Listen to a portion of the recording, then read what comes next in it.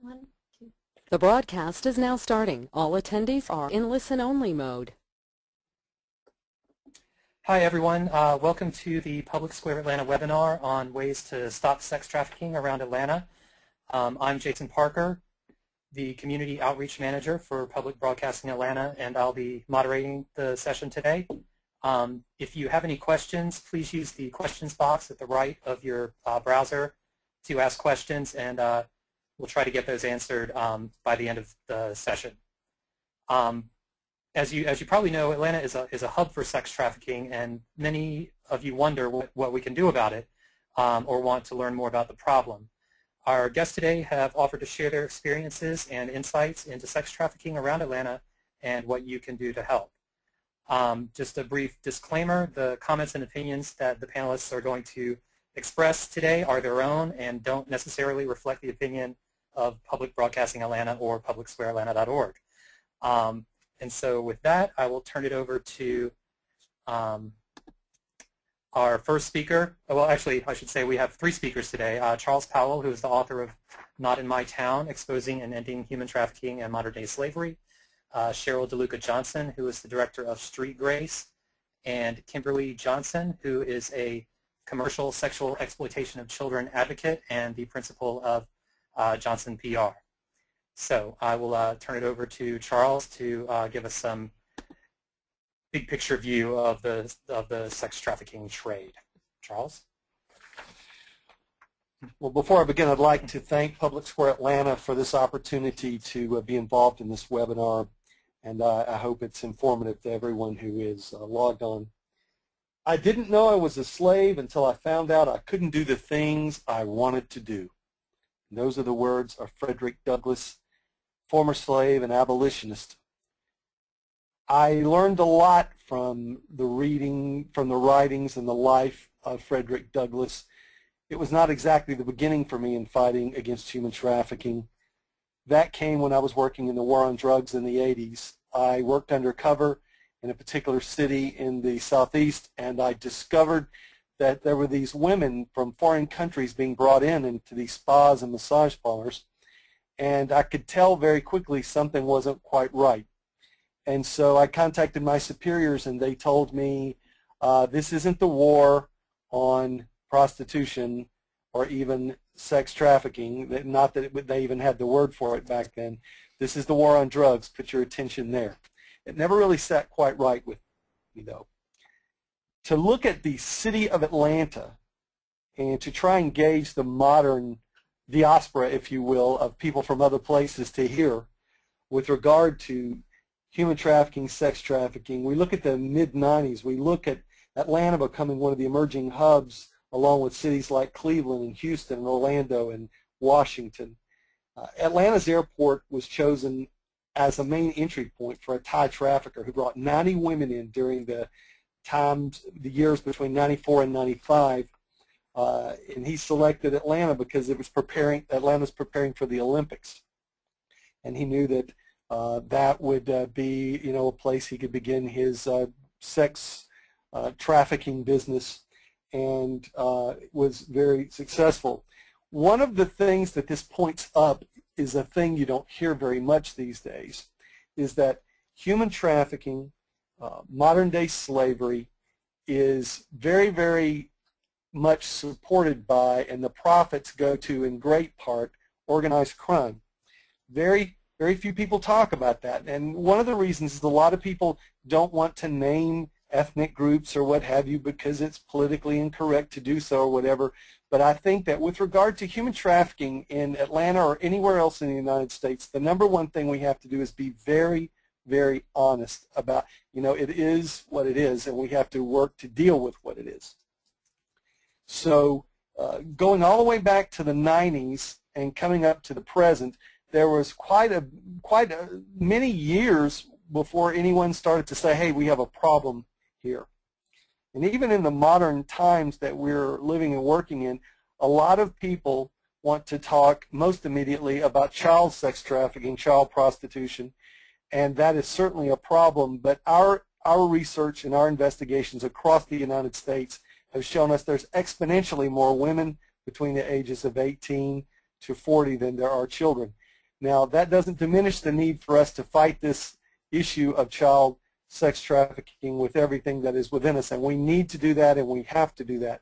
But in the process of doing that, we can't get ourselves in a position to where we don't pay attention to these grown women, these women over 18 years of age who are also languishing, wondering who's going to come to their rescue at some point. I wrote a book, Not in My Town, Exposing and Ending Human Trafficking in Modern Day Slavery, which is a 2-year odyssey of discovery of America's ugliest crime, human trafficking, and mainly sex slavery in the United States. And we investigated Atlanta, we investigated Las Vegas, Orlando, called by many the happiest city, the happiest place on earth, New York City, Los Angeles, the list goes on and on. And what we found was, we found that churches and civic groups, NGOs, a great many organizations are peacefully coexisting with human trafficking. We've made friends with our enemy. We've made peace with our enemy, and the cost in human lives is larger than we can even imagine. Now, what does that mean, we peacefully coexist with human trafficking? Every day, people from the local church drive by spas and massage parlors. They drive by a young woman who's walking on the street. They often pass by people who are being prostituted against their will. They often drive by the massage parlor or the spa knowing, they've seen the billboards and they've seen the ads in the back of the entertainment magazines, knowing that something's not quite right. When people say, Charles, what do you have to say about these spas and massage parlors? How do I know the difference between the good ones and the bad ones? And a lot of the people that ask me this question mean to ask it, and others that ask this question are basically looking for a way off the hook. Well, my answer is, the kind of places I'm talking about aren't the kind of places you would take mom for Mother's Day out on Mother's Day. Because a legitimate spa and massage parlor doesn't stay open from 24 hours a day or 10 in the morning till 2 in the morning. And a legitimate spa and massage parlor do not have billboards that proclaim a particular ethnicity or beautiful women or women that are scantily clad. They don't have ads in the back of entertainment magazines which proclaim they have a brand new staff. Brand new staff. These ads continually say, we have a brand new staff. Every 3 months, 4 months, 6 months, a brand new staff. Well, here's a question you may have never asked before. What happened to the old staff? Where are they now? The answer is, organized criminal organizations are so well organized that they're able to take these women from state to state and city to city every 2 to 4 to 6 months so that the police aren't able to get a handle on who is at what spa and massage parlor. Let's talk about this organized crime a little bit.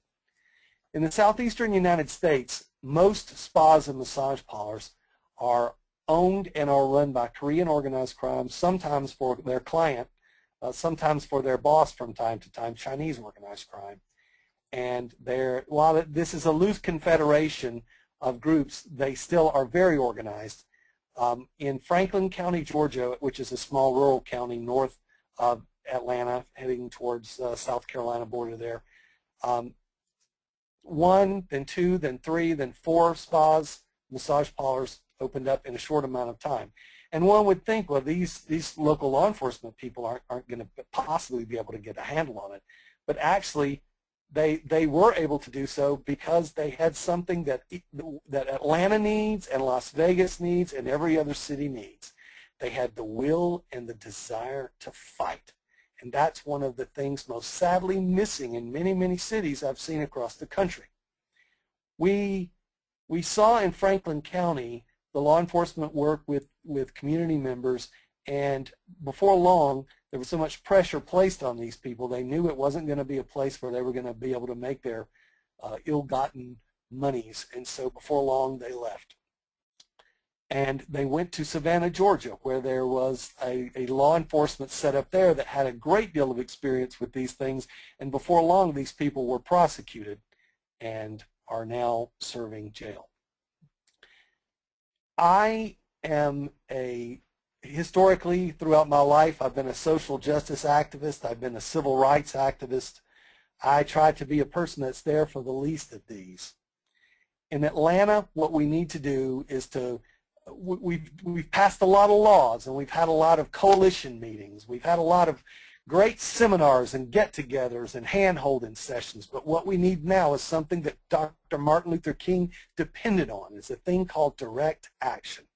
It's time for us to get out of the Rotary Club and out of the church, the mosque, the synagogue, and get out into the streets, because there's absolutely nothing that's going to stop this. There's not enough law enforcement. You can't pass enough laws. The Omnibus Crime Bill, which was started by George Bush and was passed by Bill Clinton and signed into law, sent an entire generation of African-American young men to jail. White people in the suburbs said, we need more laws. And they said, let's have some draconian sentencing guidelines. Well, history has proven that we have not done anything with the Omnibus Crime Bill to really stop drug trafficking in this country. It's a social problem with a social solution.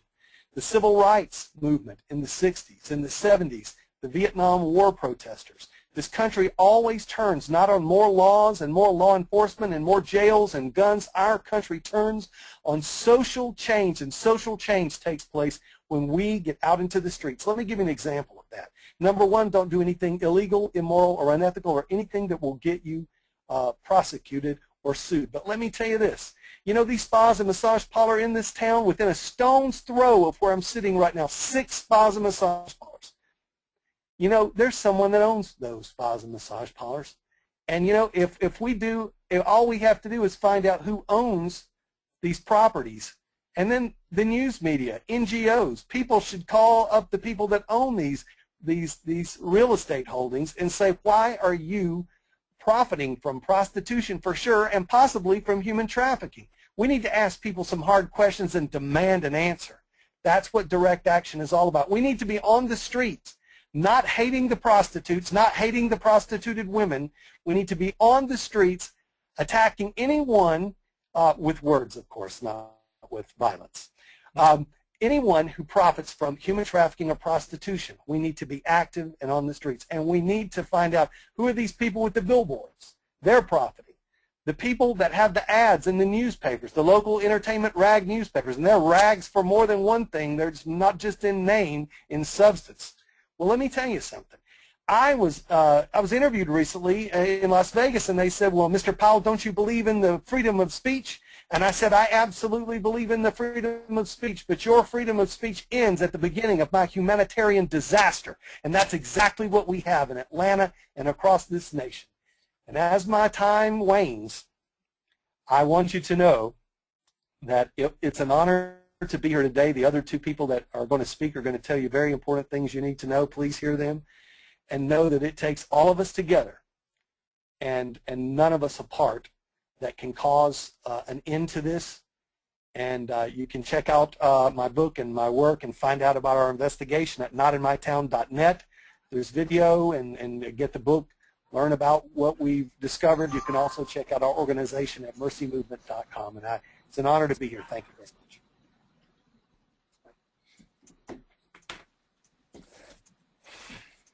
So thank you, Charles. And now we'll go to Cheryl DeLuca-Johnson, the director at StreetGRACE. Cheryl, go ahead. Hi. Thank you for having me here today, and I couldn't agree with many of Charles' comments.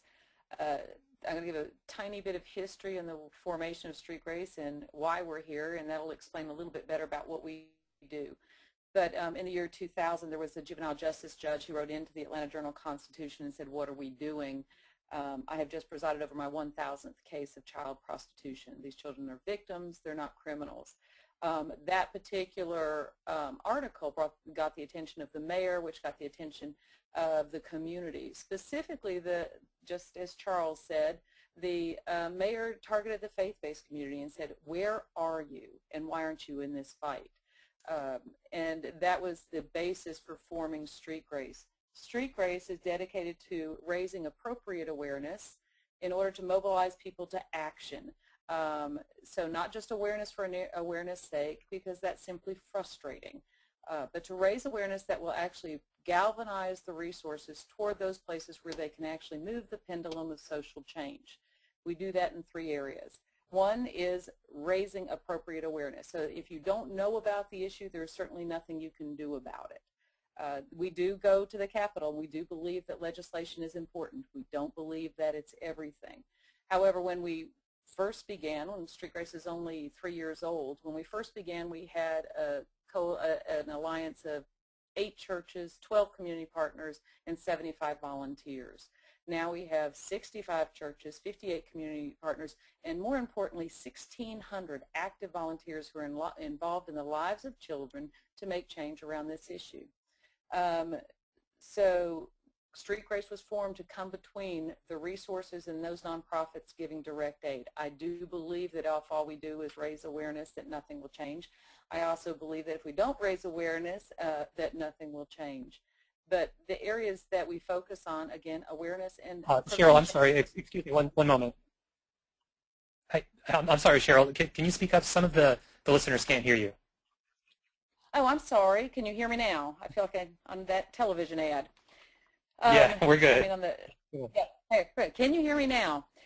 What I was stating is StreetGRACE's mission is to raise appropriate awareness to galvanize people to do something. And we do that in 3 areas. Again, to continue raising awareness and raising it not just in the community and at the legislature, but raising it in universities and in other churches. The second is prevention. Because although the immediate reaction when anybody hears about this is to go toward the victims, and we are 100% for restoration, that's our third area, if all we do is restore victims, we will never change this issue. And another thing that Charles alluded to is that this is a business that is being run. There's a lot of money in this business. And what drives every business is the demand. So in prevention, we look at the demand. In Georgia, the demand study that was done by A Future Not a Past last year indicated that there will be 7,200 men who will knowingly or unknowingly purchase a child in Georgia this month for sex, for over 8,000 sex acts.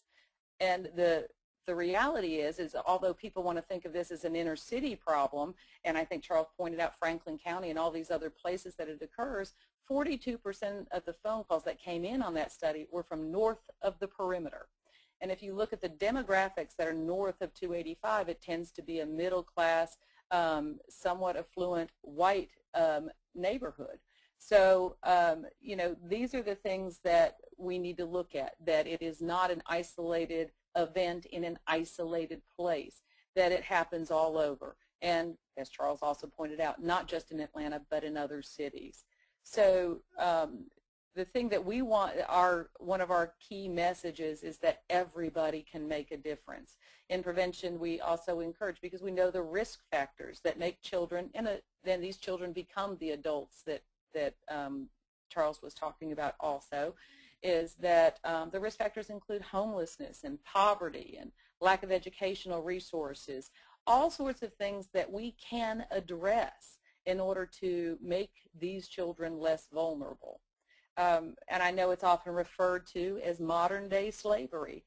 I have a little bit of an issue with that particular term, because I have on my desk right now a book that was published in 1910 that says Stop the Trafficking of Our Children. And I really don't want that same book written 100 years from now. So we continue to do this work, and it is one person at a time, one organization at a time, and it is hands-on work in the community to create change. I agree that social change happens from grassroots outrage. Then it's not the legislators that change it first. It's certainly not going to be corporations that change it first, but it can be the community that continues to give the message that we won't tolerate this, that can create lasting change, and we're dedicated to that also. And I was going to say, we have our website.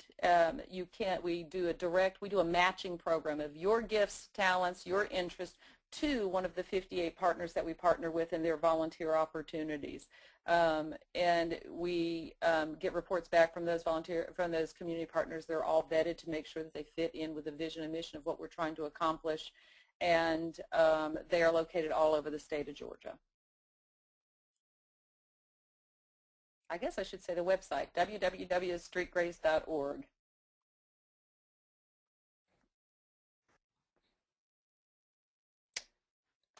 And are you done, Cheryl?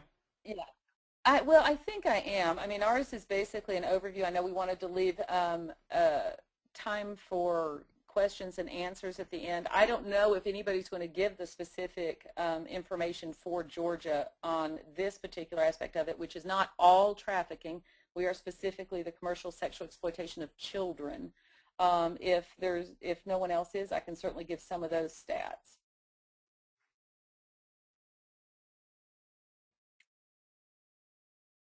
So I'm not. Jason? Yes, I'm here. I'm sorry. Sure, go ahead. Okay, I mentioned a couple of them. We do know that Georgia is one of 5 states that's tracking this information the same way, and again, I say this specifically for children, and currently the number is between 200 and 300 children that will be sold for sex this month in Georgia. 2 years ago, that number was 400, an average of 498, and consistently dropped for four quarters and has increased recently. The number of purchasers, of men who will buy children each month in Georgia, as I mentioned before, was 7,200. With the smaller percentage of the phone calls on that study coming from inside the perimeter. I actually, and I'm not going to call it, I don't know what to call it. I was going to call it an opportunity, but I did have a chance to hear the phone calls of these men calling in. And I think it was one of the most striking things about it was that it was truly like a business transaction. Actually, my husband, who also listened to those tapes, said it was like they were ordering pizza. I will have the 15-year-old biracial, and you said you also had a 16-year-old. Well, would you mind, listen, we're slow between 2 and 5. Can you drop them off at 2 and then come back and pick them up at 5? It wasn't disturbing because there were salacious details, although there were at times. The bulk of the phone calls were a simple business transaction. And I think when we realize that that is actually what it is, and we go after those who are actually doing the purchasing, that this issue cannot change. So, you know, the trend tends to be when people hear about this that they first think about the victims and what can we do there and how do we help them. I'm 100% believe in that. The next place it goes is to the people who sell them. Who are these pimps, and they want to go after those. And in the year 2000, when that judge wrote into the AJC, the fine for somebody who sold a 12-year-old for sex was $50 and a misdemeanor. So I do believe that legislation matters. This past year, House Bill 200 put in place that somebody who that same person who sells a 12-year-old child now for sex has up to a $100,000 fine and life in prison. So that matters. What hasn't happened yet, and what's going to happen to change this, is that we're going to have to find some way to inhibit those people who want to purchase these children from doing that. It's like any business. If I were to go to my local grocery store and buy all their M&Ms, they're not going to look at the shelves and go, oh darn, we're out of M&Ms. They will find another supply, and they will find another supplier. If one disappears, or if a particular supply disappears, they will find another way to replenish those shelves. So although we can go after those two groups, and I think we should, this cannot change permanently until we inhibit those who are willing to purchase these people. And that is the next step in this fight, and it will have to be done on all fronts. It can't just be legislative. It can't just be in conferences and talking about it. I think education is a part of it, but all of it's going to have to play together because we're talking about true social change and the way society views this particular crime in general and altogether. So I think now I should be watching my time. I'm not sure if it's up, but I think that's enough. I mean, I know that there are at one point we had. I mean, I'll give one more statistic, which was striking to me. At one point, the number was 129 girls, and unfortunately, they're only counting girls now. We're getting ready to do boys, but it was 129 girls would be sold 10 to 15 times a night every Thursday, Friday, and Saturday in Atlanta. if you average that out, and this is a Thursday, that was approximately every 54 seconds that a child would be forced to have sex in Atlanta or in Georgia. And I just, so in the time that we will be doing this webinar, that's over 60. I think that's a striking statistic and one that kind of brings home just how large this issue is. Well, thank you, Cheryl. That's all very informative. And now we'll go on to Kimberly Johnson, who is an advocate in the commercial sexual exploitation of children. And so I will hand it off to Kimberly now. Hello, this is Kimberly Johnson. I just wanted to say thank you to PBA for inviting me to participate on this webinar. The reason why I appreciate being here so much is because I'm interested in creating awareness for people who are not a part of the social service agencies, people who may not be involved in law enforcement or nonprofits, but are aware of the issue and may not understand how it is that they can get involved. I'd like to think that there are more of us than there are of the agencies who are working around this issue. And you may feel as though there's nothing that you can do to lend your efforts to this, to support it, and there are lots of things that you can do. And so I wanted to start by letting everyone know how I became involved. And it was back in the year 2000. I was actually hosting and producing a television show for teenagers. And I remember picking up the newspaper, the Atlanta Journal-Constitution, and reading where 2 men had been arrested for driving around the city with two teenage, or actually they were preteen girls in the trunk of their car for several hours. And what had happened is by the time the men stopped driving and let the girls out of the trunk of their car, the girls were so disoriented and out of their mind that they were willing to do whatever these men asked them to do in order to find some kind of safety or safe place to go. And unfortunately, the request that was put upon them was to sell themselves for sex. And I was so disturbed when I read it that I had to do something. And at that time, I became involved in an organization called CASA, which stood for Court-Appointed Special Advocate. And at the time, Fulton County was the only county in Georgia that was galvanizing itself to do something for victims of this particular issue. And the organization was being spearheaded by Commissioner Nancy Boxill. And so I underwent training. The training, which was actually a very disturbing video that pimps and traffickers use to indoctrinate girls on their expectations. So this was a live footage video that had been confiscated and produced, you know, and sold as a training mechanism for pimps and traffickers about what girls should do, how they should perform, how they should dress and keep themselves, keep their appearance up, keep their hair and their nails done. And we were actually looking at a video of pimps talking to other pimps, and that was the training for CASA, so that we could understand how they thought.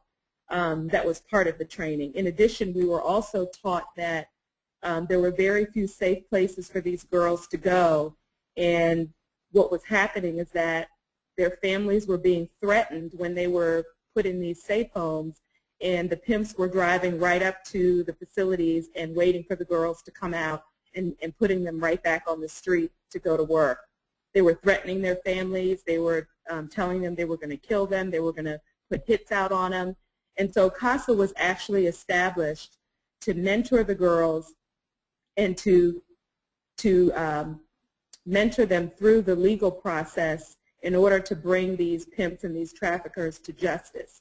It was to help them process the paperwork and help them follow through all of the legal regulations to get them to testify and to surround them with different services to keep them safe and to keep their families safe, until which time charges could be brought against the men who were exploiting them. Now that was the year 2000. Now in 2011, things have gotten a lot more sophisticated, and it's easy to believe that the issue is not as severe as it is because it's almost invisible unless you know what to look for.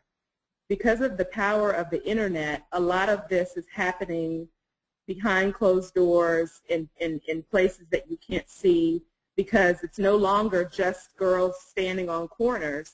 A lot of it is happening in hotels. A lot of it is happening via the internet. There's out calls and in calls. There's all different kinds of ways that traffickers are getting girls to their customers. And so one of the things that I wanted to speak to were some of the myths and some of the risk factors and some of the things that you can look for.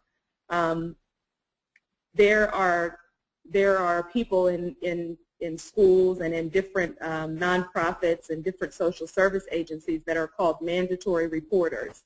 And these are people that if they see signs of abuse, they're mandated to report these to the authorities.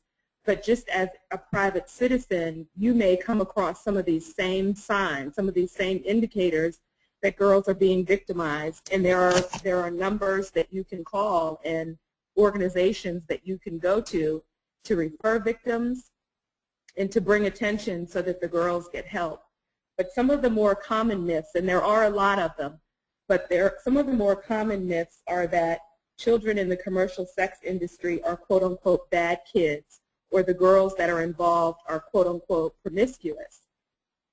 And the statistics, some of which Cheryl spoke of, and some other information once you become indoctrinated, will show that this has nothing to do with the kinds of girls or victims that pimps seek out. These are happening to girls across all spectrums, all socioeconomic backgrounds. They live in different kind of neighborhoods. They come from two-parent homes, single-parent homes. There's all different kinds of demographic profiles on these victims. And so there's no such thing as a quote-unquote bad girl or a bad victim. And so it takes away our excuse to kind of polarize what kind of girls are being subjected to this kind of behavior. Another myth is that children in the commercial sex industry are drug addicts. And one of the reasons why it's important to dispel this myth is because it is a lot more difficult for pimps to control victims if they are on drugs, because at that point the drug becomes the pimp. And so it is very important for the pimp to be able to control the victim in order to get her to do what he needs to do so that he can make his money. And so most of the victims that I have encountered who had drug problems came as a result of self-medicating after they were already in this particular issue, after they had already been victimized. So it wasn't necessarily something that they did to support a drug habit, but the drugs became involved after the fact because it was the only way that the victims could cope with having to do this on a regular basis. And so I wanted to go ahead and speak to that, because there are a lot of excuses that people will throw up in order to feel responsible or feel like there's something that they can do to support this issue. Another misnomer is that all pimps are male. And so a lot of times when we use the word pimp, there's an image that comes to mind of, you know, someone with a hat with a feather in it, or platform shoes, or just a male figure, you know, some lecherous male figure. And one of the things that is taking place now that we're seeing in our school systems is that pimps are actually using some of their victims to recruit other girls. And so a lot of times you may feel as if your daughter or your niece or your cousin or your sister or someone is safe, and because the only people that she hangs around are her peers.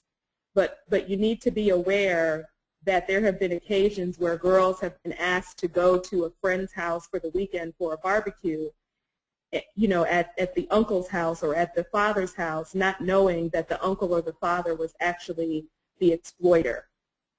And so pimps are using girls that they have already victimized to recruit other girls into his network. So that's something that we need to be aware of as well. A lot of people, because of the entertainment industry and different environmental factors, have this idea that being in the sex industry is this glamorous, exciting lifestyle. And it's being portrayed that way in media and in entertainment. And there are horror stories that you would not believe that are happening to some of the victims that keep this from being true. And so we kind of want to start to ask ourselves the hard questions about who these traffickers are and who these victims are, and kind of do away with what we may already think we know about this particular issue, so that we can be open for awareness, so that we can be open for education, and to kind of get re-informed about what's really happening. The industry is very sophisticated. They're very technological savvy. They're implementing all kinds of channels and avenues in order to keep the money flowing in. And because it's a multi-billion-dollar industry, they have an incentive to protect their assets. And so it's up to us to kind of stay abreast of the different changes and the different techniques that are being used, so that we can protect, you know, the children in our lives. And just like Cheryl said, this isn't just happening to girls. And there is some work being done with male victims right now, but we don't have the benefit of having so much historical data on the males yet. And so that's also something that we need to be aware of. One of the organizations that I think is important, if you're interested in becoming involved in this issue, is StreetGRACE. And I don't just say that because I'm involved with StreetGRACE, but I say that because there are a lot of organizations that are working around the issue from different angles. There are people that are addressing the medical attention that victims need. There are people that are addressing the psychological issues that victims need. There are agencies that provide safe housing for victims. There's law enforcement. But StreetGRACE is instrumental in that it brings all of those organizations together. It's kind of a unifier that has relationships with all of the different organizations that are needed in order to combat the issue. And so if you're looking for a good way to get started, and a way to get informed on different avenues of the issue, in order to find out where you may feel, you know, most led to participate, StreetGRACE is a good way to get involved. And you can sign up and get copied on their listserv, so that you're getting updates weekly about the different organizations, the different events, the different changes in law and policy, and all of the things that are taking place in order to combat this issue. And so I would encourage anyone who is interested in getting involved to start there. Some of the other things that I wanted to speak to are the continuum, I guess, of what you would call the continuum of commercial sexual exploitation. Because it's easy to think that, you know, some girl wakes up one day and just gets recruited, you know, goes to school or gets recruited. But most of the time, it starts way, way before she's actually being exploited for monetary gain. In the work that I've seen with victims, there's usually a long history of sexual abuse or some kind of violent abuse that has happened in this girl's life that has primed her to be recruited for exploitation. And some of those things are poverty, you know, abuse in the household, be it physical abuse or sexual abuse or emotional abuse, different things surrounding guilt and shame. There are self-esteem issues that usually come as a result of the upbringing in the childhood. There's also a runaway and a homelessness factor that play a part. So there are several dynamics that happen to these victims that prime them and set them up for exploiters. And because it is their business, pimps and exploiters are very good at finding these girls and picking these girls out and identifying the girls who would be susceptible to this type of lifestyle. And so we want to keep in mind that this is not something that the victims have asked for, that they have survived several other dynamics in their lives that have, quote unquote, prepared them for this. And I agree with what Charles Powell said earlier when he talked about the large numbers of women who are being trafficked that fall between the ages of 18 and 40.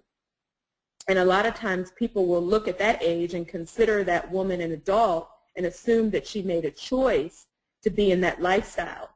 And so what I would like to bring to light is the fact that these are the women that actually started out as children and who did not, were not able to identify services, were not able to find help, were not able to find, law enforcement, were not able to find agencies or individuals that they could trust so that they could get out of this lifestyle. And so the chances that these women actually started out in the age range that we discussed, there's a lot of women that started out in the lifestyle as children that never received help.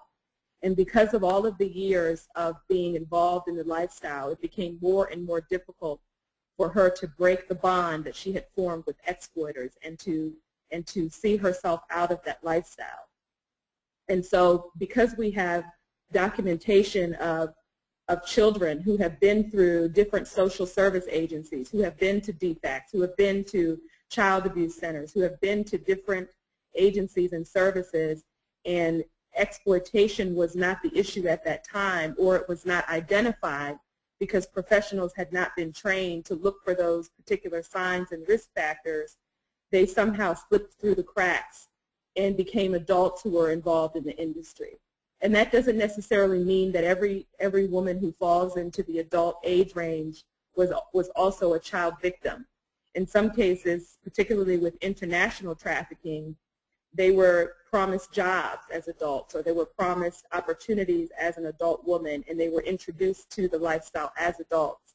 But there is a category within that age range of women who had been involved as children, and somehow no help was provided for them, and they were not able to detach themselves from the lifestyle.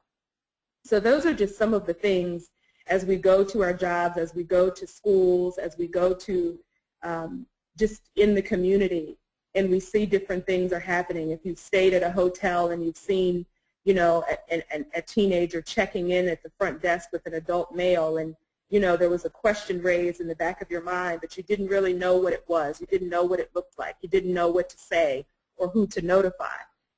Different things like that. These are different things that you can be aware of that are happening in your community, where you now have information that you can use to contact authorities, to notify someone in order to not only get help for the victim, but to bring attention to that male, to bring attention to the buyer who is there with the person.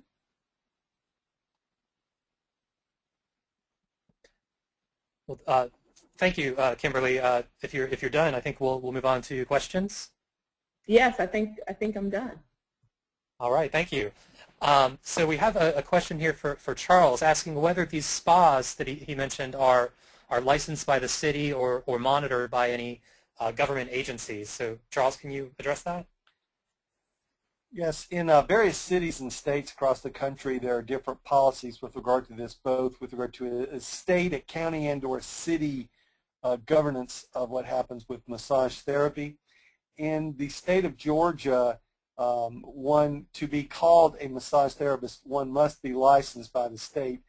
And the last time I looked at the state, it was 5,000 plus people who were licensed massage therapists. And most of these are not to be confused with those that we find in the illicit places. Although I will say I have found a few illicit establishments that did have a current license hanging on the wall for one or more of the people that work there. But usually those are people that stay there for a period of time. Most of these ethnic women that are working in these massage parlors aren't there long enough in the state to be known of or to be licensed. the way that these massage parlors and spas get around it is they don't say that they are giving a massage. They say they're giving a body rub, and that's how they get around the state law.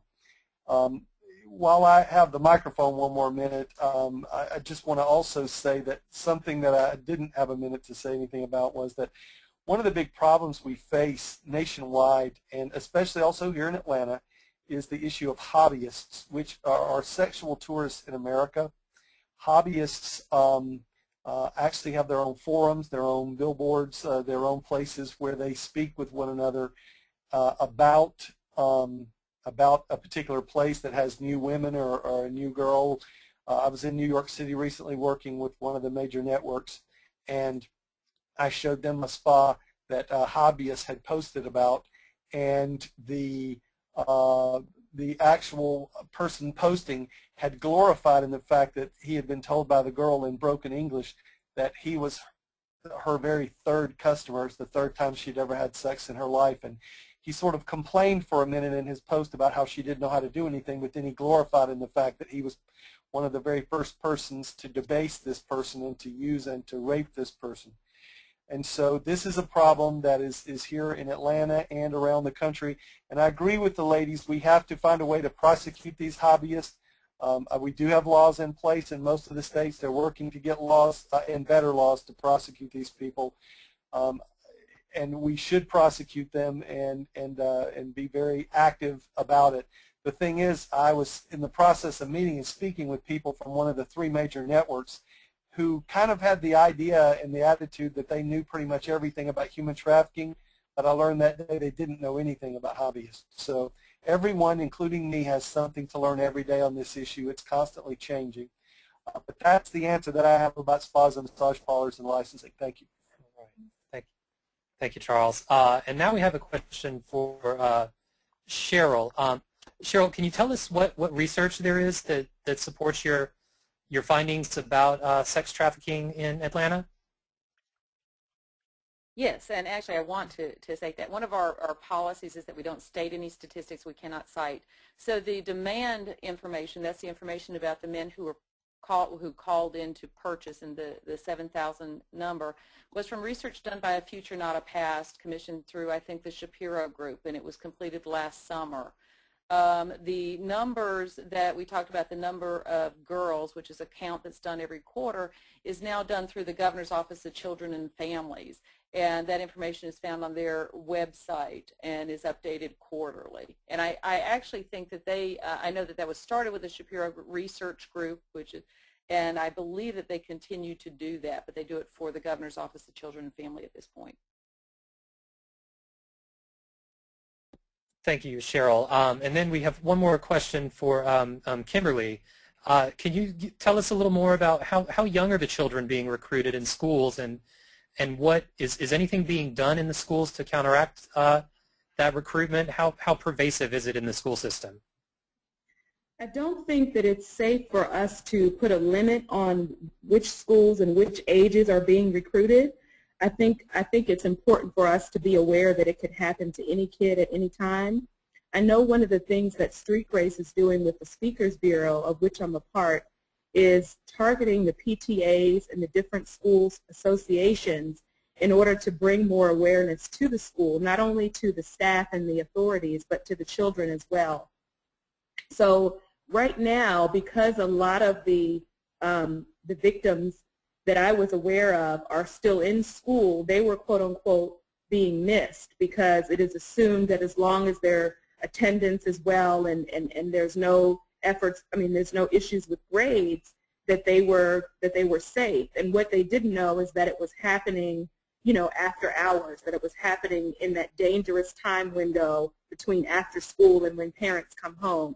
And so a lot of times, if there's participation in school, some of those children will be missed. But I think that being aware of the fact that the peers are now recruiting victims is something that everyone can be aware of and look out for. Thank you. Thanks, Kimberly. Atlanta Mayor Kasim Reed has sent us a letter of support for the efforts that PBA is making to stop sex trafficking in Atlanta, and we would like to share that with you. So my colleague, Nicole Jones here, will read the letter for us. Great. Thanks, Jason. And I actually just want to take a second to thank all of our speakers and all of the participants, and especially to Jason for doing all the work to get this webinar together. We're going to continue to do a webinar series, not always specifically on sex trafficking, but on different issues that arise in the community as they become apparent on Public Square. And I also wanted to remind you that we're recording this, and we'll continue to record all of our webinars in our Public Square group. So I hope that you all will take the time to check that out. You'll also notice on Public Square we often encourage and provide opportunities for folks to directly contact their elected officials about issues that they care about. And so to be good stewards of this message, we did reach out to Mayor Reed to ask him to weigh in on this particular issue. And he was kind enough to write this letter of support. And so I have the impossible task of trying to capture our mayor's words. And I would never even attest to be quite the public speaker that he is. But I think it sends a pretty powerful message when our mayor takes the time to send his support. So this is greetings from the Mayor of Atlanta. Greetings. As a mayor of Atlanta, I commend Public Broadcasting Atlanta for working diligently to raise awareness about sex trafficking in Metro Atlanta. The online platform, Public Square Atlanta, is an excellent opportunity for increasing public awareness and educating citizens about ways that they can help end sexual exploitation. Sex trafficking is a critical issue that has a detrimental impact on the children in our society, some of the most vulnerable members in our community. The cruel and vicious acts of abuse can cause serious emotional injury to victims, destabilize neighborhoods, and unravel the very thread that holds communities together. As mayor of Atlanta, I stand with and in support of thoughtful initiatives that work to combat this very serious issue. I am thankful for all the efforts that the staff at PBA is dedicating toward this subject, and I am committing to make Atlanta a safe place for every resident. I believe that the webinar presents a relevant and timely message that will incite meaningful dialogue within our homes, schools, places of worship, and workplaces. I salute PBA for highlighting this problem and promoting awareness about this issue in our community. Thank you for your unwavering commitment to the people of Atlanta. Sincerely, Kasim Reed. And I'd like to actually follow up his letter with a call to all of the attendees. You all came here specifically asking for what you can do to make a difference. And one very simple thing you can do is just thank the mayor for his support. The more that an elected official hears about an issue and the more that they hear that voters care about this issue, the more that that issue will become relevant and prevalent on their platforms. So I leave that as my one call to action. So thank you. All right, thanks, Nicole.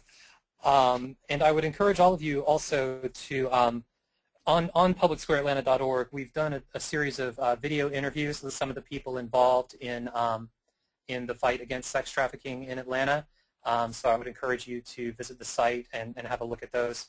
And I wanted to say thank you to all of our speakers, author Charles Powell, Cheryl DeLuca-Johnson of StreetGRACE, and CSEC advocate Kimberly Johnson. The WABE reporter Rose Scott did an interview with Charles Powell earlier today, and that interview will air tomorrow, Friday afternoon at 5:44 p.m. during All Things Considered on WABE 90.1 FM. So thank you again for coming today, and we will keep you posted on upcoming webinars and other opportunities to get involved in the future. Thank you.